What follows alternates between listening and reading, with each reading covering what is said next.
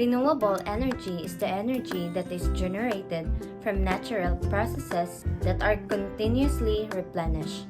This includes sunlight, geothermal heat, wind, tide, water, and various forms of biomass. This energy cannot be exhausted and is constantly renewed.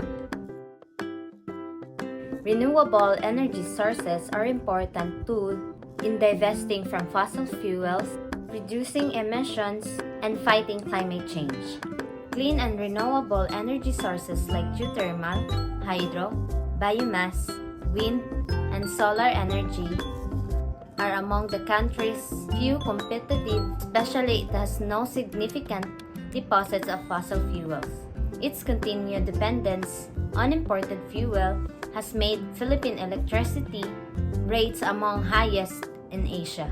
Relying more on renewable energy has brought down the cost of electricity with fuel diversity, shielding Filipinos from price fluctuation as no fuel cost is incurred. This shows the care or the malasakit of the government, particularly coupled with increased energy access with distributed renewable energy reaching off-grid communities. So here are the alternative sources energy in the Philippines today. So first is hydroelectric power. Moving water is an important source of electricity. Hydroelectric power is the energy that derived from moving bodies of water. In order to harness the power, the Philippines used two methods: the dam storage or impoundment and runoff river. Impoundment depends on man-made dams to contain water, while runoff river relies on moving bodies of water such as waterfalls.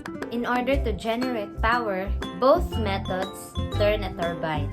Pangasinan, Benguet, Laguna, Isabela, Bulacan, Nueva Ecija, Ilocos Sur, Bohol, Lanao del Norte, Lanao del Sur, Bukidnon, Davao, and Misamis Oriental are among the Philippines' hydroelectric power plants. So next is geothermal power.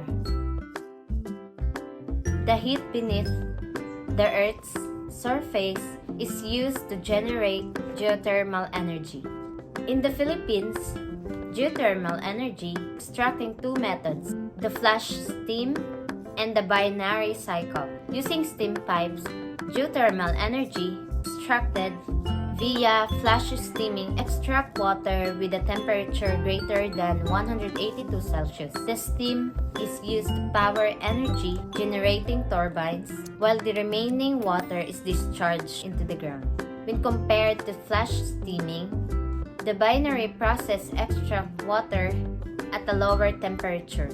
The extracted water is then used to power the turbine by boiling a working liquid with a lower boiling point. The water is also re-injected into the soil. Geothermal plants can be found in Laguna, Sorsogon, Albay, Batangas, Negros Occidental, Leyte, and North Cotabato in the Philippines. Next is solar power. In the Philippines, solar power is the energy used as a source of energy through industrial-scale photovoltaic plants. Despite being geographically located in a region that receives a large amount of sunlight each year, the Philippines has only recently incorporated large-scale solar farms in the country. In the Philippines, the major solar farms can be found in Cavite, Pampanga, Ilocos Norte, and Cagayan de Oro. So next is wind energy. Moving air, like water, generates energy through wind turbines, which provide kinetic energy via mechanical power. The turbines then drive a generator, which generates electricity. Wind power plants in the Philippines are located in Norte, Rizal, Guimaras, and Aklan. And lastly is the biomass energy. Biomass energy is similar to fossil fuels in that it is burned to boil water and produce steam, which is then used to power a generator. Because the Philippines is an agricultural country, natural resources such as bagasse, rice husk, and coconut husk are used instead of fossil fuels.